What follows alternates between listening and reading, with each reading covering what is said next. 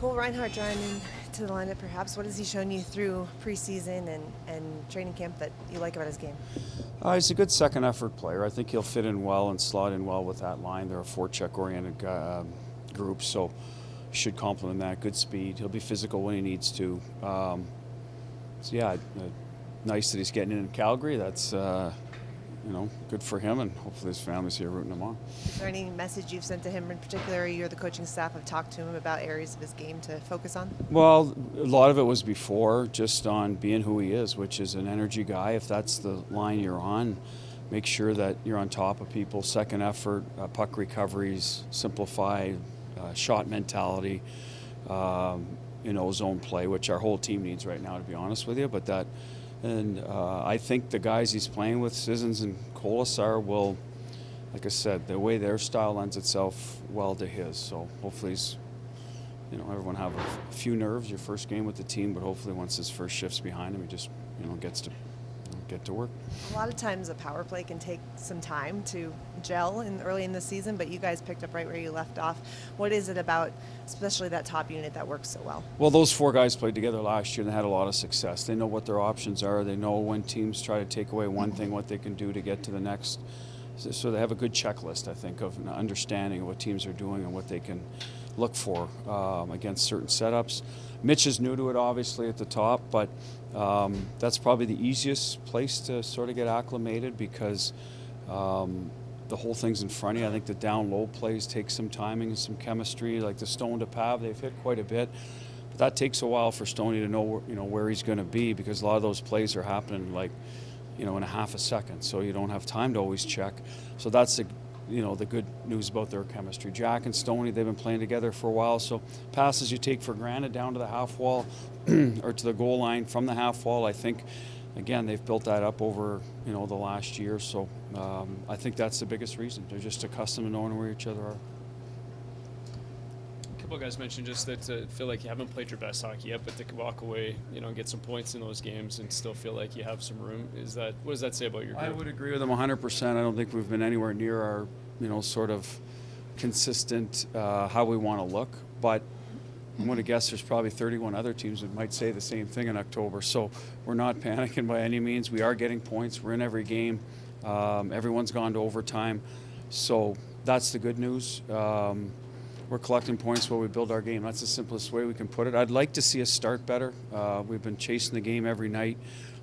Be the better team in the first 10 minutes. I think that's something we can certainly correct.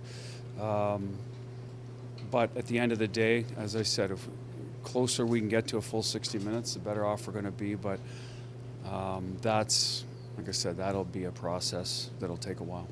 Have you noticed something from the opponents? Like, has there been more urgency from your three opponents so far? I don't know. I think LA was like us, Gary. They got the lead, and they gave up 5 goals in a row. So they obviously would probably look at their game and say, "Hey, or whatever it was, 4 out of 5. We got in the second period there." They'd probably look at it the same way. Like they took their foot off the gas for half the game. San Jose had urgency. It was a home opener. We expected that. I think a lot of excitement over there with a young team. Seattle, new coaching staff. I think they're trying to forge an identity. So I would say the teams we played all had their different reasons for that. We expect to see the other team's best a lot. We consider ourselves one of the better teams in the league, and hopefully teams are talking about us that way, but we've got to do our part with that as well. Cole, looks like you are going to be in the starting lineup tonight. What does this opportunity mean for you to make your Vegas debut? It means a lot. It's been a long journey to get to here, and I'm just going to try to make an impact, play my game. The fact that it comes in your hometown, are there any extra people in the stands tonight that you're going to be playing hard for? Yeah, it's pretty cool. There's family members and some friends. So. How many people do you expect to be here for you? I have no idea. Probably like 20 or something. I don't know. You've played Calgary before, right? Just not in this building? I've played Calgary. I haven't played here in the NHL. I played here lots in junior, and yeah. Yeah, so to be on this stage in this building where I'm sure you grew up coming to games, I mean, do you have memories here that you can share with us? It's pretty cool.